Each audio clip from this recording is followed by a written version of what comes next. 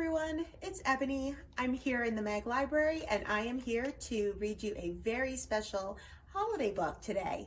Today we are going to read a book called A Kwanzaa Celebration. It's a pop-up book.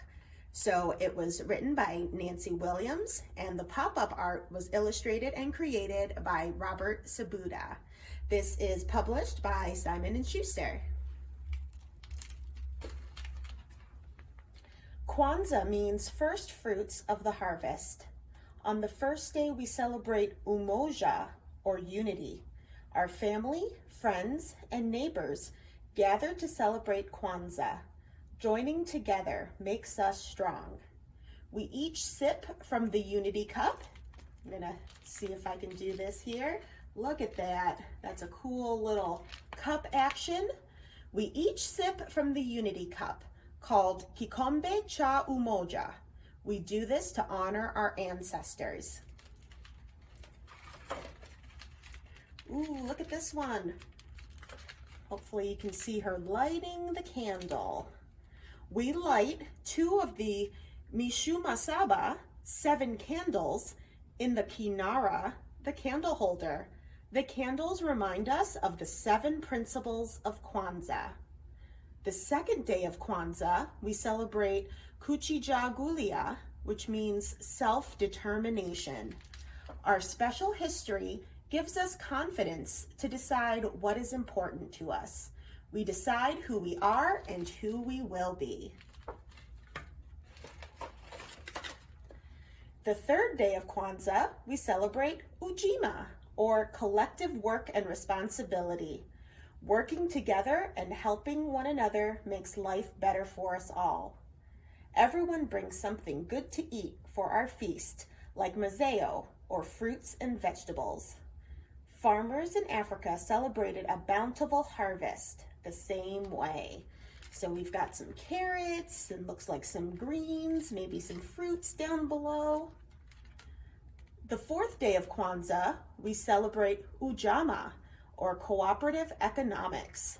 All year long, we buy our food right in our own neighborhood. I do love a good farmer's market.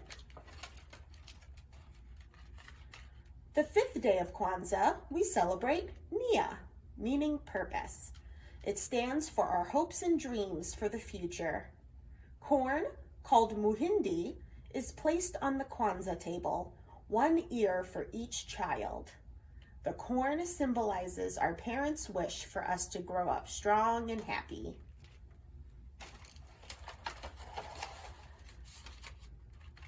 The sixth day of Kwanzaa, we celebrate Kuumba, or creativity. We find ways to make our homes and world more beautiful.